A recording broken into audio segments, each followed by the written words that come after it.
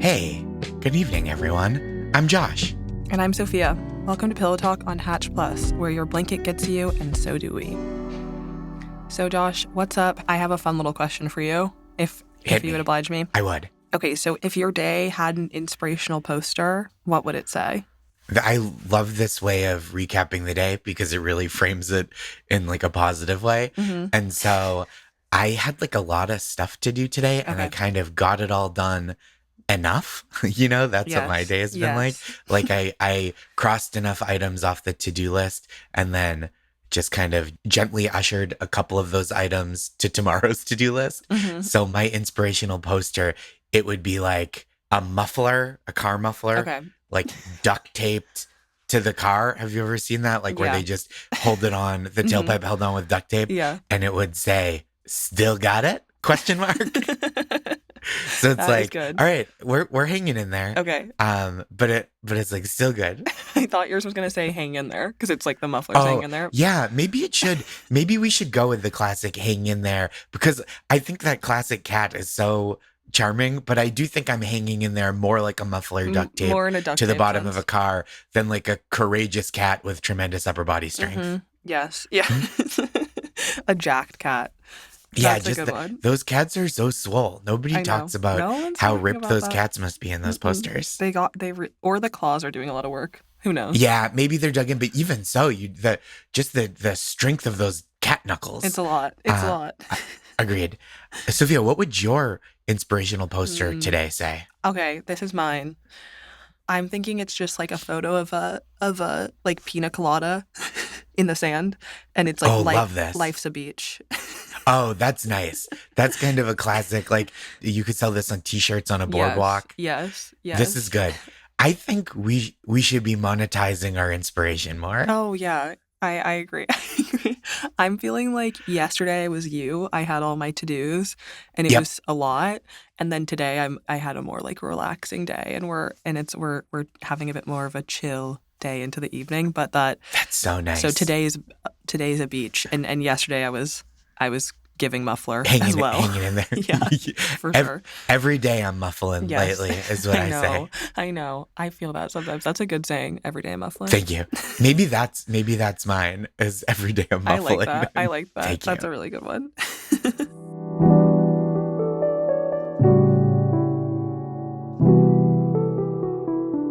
Sophia, if you're like me, and I think most people are in this respect, there are certain facts or stories that really have stuck with you over the years. Yes. The internet kind of named this as like your Roman Empire, right? Because the idea that like men are always just thinking about the Roman Empire, allegedly. Yeah, allegedly. And so, Sophia, what's something you randomly think about all the time and why? Okay.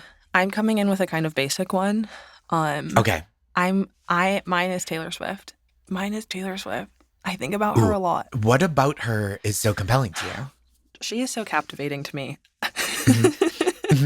I mean, and I don't say that if there are Swifties listening, I don't mean it like in a snotty, like, what's she interested about? I just mean like what facet of her multitudinous public and private life that we've been exposed to is the most compelling to you? I think she is such a strange cultural figure to me. I'm going to say this. I love her music. There have been periods of my life where I've been a Swiftie. I still, in many ways, feel that I am a Swiftie, but I'm a Swiftie with a critical lens. Okay? I'll say it. Sure. I like the other day, I was on my phone, I was on TikTok, and I just fell down a rabbit hole of, first of all, there's like a billion TikTok pages and even podcasts and stuff that are just like purely dedicated to Taylor Swift. And I feel like I had fallen out of it a little bit. Like I hadn't been paying as much attention to her. Yeah. And then one of the videos just came up. I think it was talking about her Girl Squad or something like that. One of her friend group that she had that was very famous. I remember that. And she brought them all out. I think about a lot how one of the squads at one of the shows included Friends star Matt LeBlanc. Oh, I did not know that. Yeah. And everyone was like, are they friends? They are friends. He's a friend. He's a friend, and she probably loves that show. Yeah, I bet Taylor Swift loves Friends. I'm sure she does. I know that she loves SVU. I think because that's what her cats are named after. Like I think one of them's name is Mariska. I think I'm pretty Oh, sure. that's nice. Yeah. That's fun. But I don't know. I'm just like, I just fell down this rabbit hole for like probably an hour just watching videos about her. And the way that I can really just like lock in and like consume Taylor Swift content, and it can be stuff I know. I'm watching videos about her past relationships, about the Girl Squad, which I know. Yeah. And I'm just like, I'm entranced by her. I think part of my fascination actually with her is also with how people are so obsessed with her. Yeah. I was watching the videos a bit with like a bit of like a two layers of interest. Sure. I'm interested in her, and then I'm so interested in the way that people are so compelled by her, and they're like the way that people read into everything she does and all of her little Easter eggs and stuff. And I'm just like, wow, she is a force. She's a real force. She really is. There are so few people that are famous in the way that Taylor Swift is now. Like, I think Beyonce similarly is very famous. And like, I'm sure there are members of like BTS and Blackpink that are like equally famous. But like Taylor Swift seems to like have a push and pull with fame where Beyonce shows up, she delivers the performance and then kind of like whisks herself away until the Met Gala. And Taylor Swift is always kind of like, check me out, I'm in the football game. And it's like, she knows what that does to people. Yes. She's like causing people psychosis, and she's like, hello. But yeah, because like somewhat recently, she bought all of her masters back. And another thing that I think I hadn't fully processed was like, I realized that there were these people that had really committed themselves like in a moral way to not listening to the original versions of her songs, totally. which is really interesting to me.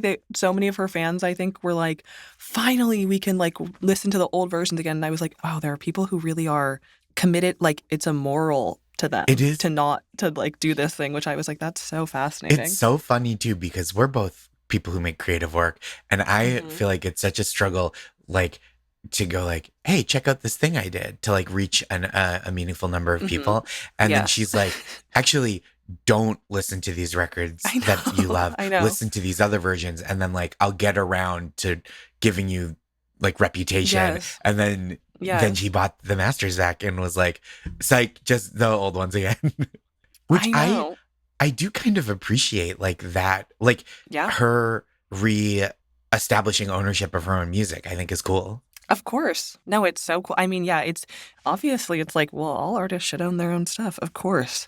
Yeah, but it's just, I think about her often, and I really do go in and out of it of like, sometimes I'm fixated on her and sometimes I'm not. Do you have like a favorite Taylor Swift secret code that either she has openly talked about, or you know, like the stuff that she does, or any of this other secret Taylor Swift insights that people glean that she has not confirmed? I feel like the part that I actually can't even get into right now, but because I will lose my mind, is I do fall down the rabbit hole of Gaylor. Sure. Is she gay or not? Yep. I have had to come to a place where I have to say I don't think she's gay, and that is for my own sanity. Fair. My friend Jaya and I were talking about this the other night, and I just want to give her credit because I think I had this idea, and her version of it is so much funnier. But I had this idea of like, because you know, people make the videos that'll be like, I noticed this, and she was wearing this, and this color corresponds to this album, and she wore it when she was in public with this woman, and it means they're in a relationship. And like, people really are into like cracking this code. And I always thought it would be funny to come up with a bunch of Taylor Swift conspiracy theories, like in a character, that are like, Taylor, I see what you're saying, and I agree, the moon landing was fake. And my friend Jaya said that her version of it is like Taylor sending secret signals that she's straight. No, literally. Which is so funny to me. It is so funny. Yeah, I know. It's all of the like quote unquote Easter eggs. One of the videos I was watching was just like, you watch them and you're like, wait, what are you even saying? Like, they literally just were like, and she wore a butterfly here and a butterfly here and a butterfly here. And then I was like, okay, yeah, wait, but what do the butterflies signal? And I feel like there was at the end of it, there wasn't really a meaning, but. And you're like, a butterfly flaps its wings in Hong Kong. Yes. And which the ripple effect is Taylor Swift is gay. Yes, exactly.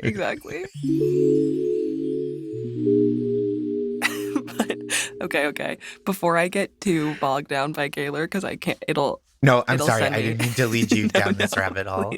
please never apologize. But I do want to know what the thing that you think about a lot is and why. I'm very interested in your Roman Empire. This is a new one to me, but I've been really obsessed with it. Mm-hmm. I've really been thinking, and this is maybe an insight for no one to enjoy, but and it's so small.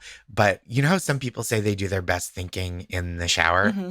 So this was me in the shower Okay. yesterday. This is what I came up with, which is the Nickelback song, How You Remind Me. Okay. The one that's like, and I'm not gonna go full Nickelback because I think it's bad for people's sleep Of course. to belt at that level. Yeah. But the one that's like, this is how you remind me. Yes. That one. Okay. So that song and the TV show Party Down, specifically the first series, both really pivot on a memorable delivery of the line, "Are we having fun yet?" Okay. Which is in Party Down, it is like the running gag. Have you seen it? I haven't, but I've heard about it. But will you tell me, like, give me a little bit of a gist and who's in it? Yeah, of course. So Party Down rules. It's so good. It is like a really brilliant conceit where the cast are all like, they work for a catering company, and every episode is at a different event. Oh, so that's like, so fun. Yeah, one of them is like they're backstage at this like kind of goth metal concert, and they're doing crafty for this guy's concert. And then another one is like they're catering a party at Steve Gutenberg's house. And so it's like incredible cast: Jane Lynch and Ken Marino and Megan Mullally, Adam Scott. It's really, really great. I have to watch that. That is a star-studded cast. It's such a good cast. The characters are all like really funny and silly. And Adam Scott plays this actor who's like big role that people knew him from was he was in I think a beer commercial where his big catchphrase was, "Are we having fun yet?" And so people are always like yelling that at him in the show.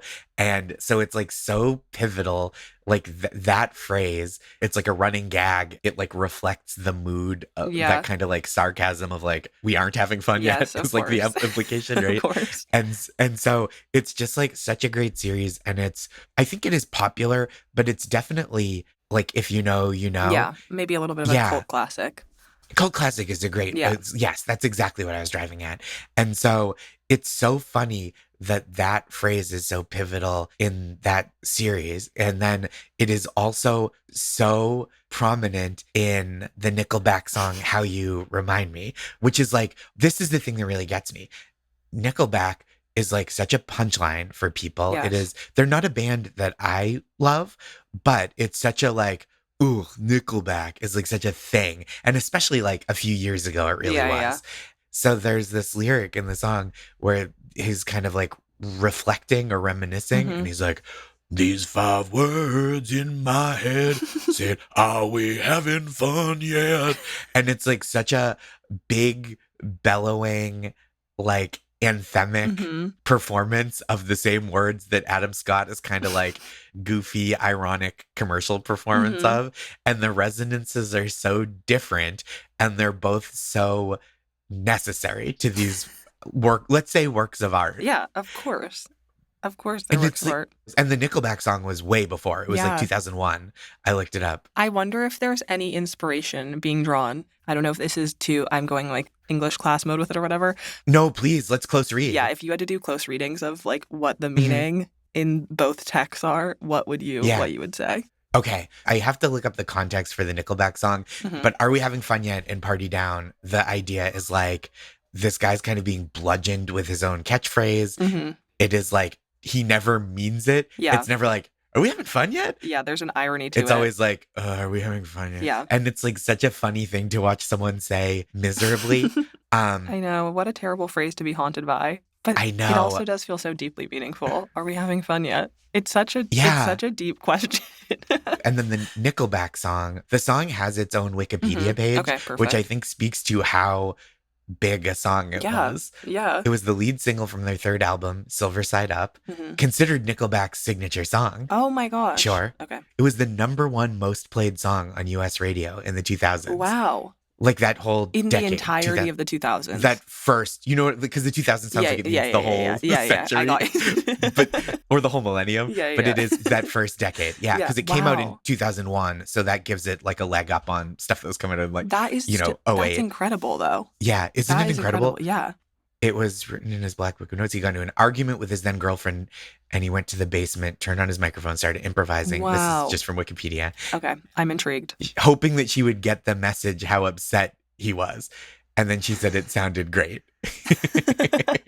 So he's like, it wasn't supposed to be a vengeful anthem. I felt like in the moment, because we just had an argument, I felt like striking back, but I find it to be a sarcastic look at relationships, like the line, "Are we having fun yet?" That's full sarcasm. So it's like the same premise of writing. It's similar. That's Nickelback and Party Down as this kind of ironic, "Are we having fun yet?" Wow. That's interesting. They really do feel like they're in conversation with one another. Don't they? And especially because it's both of them are ironic and sarcastic. Yeah. It's highly interesting. And the question of it within a relationship also is so deep. Are we having fun yet?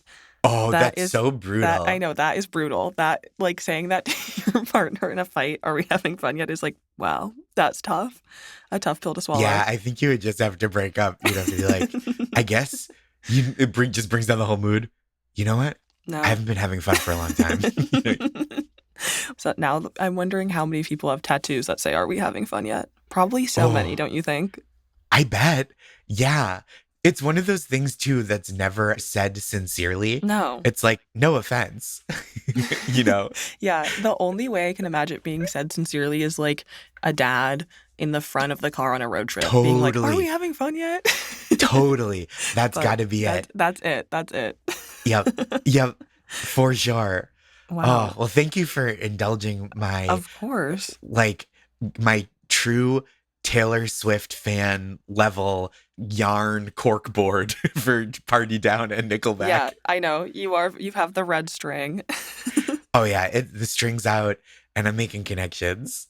But all these connections we've been drawing really have tired me out. Mm-hmm. I think I'm going to start turning in. You know what? Me too. I feel like I've gotten my energy out and I really worked through some stuff and I'm a bit tuckered out. So I am too. But I'll talk to you next time. Good night, Josh. Good night, Sophia.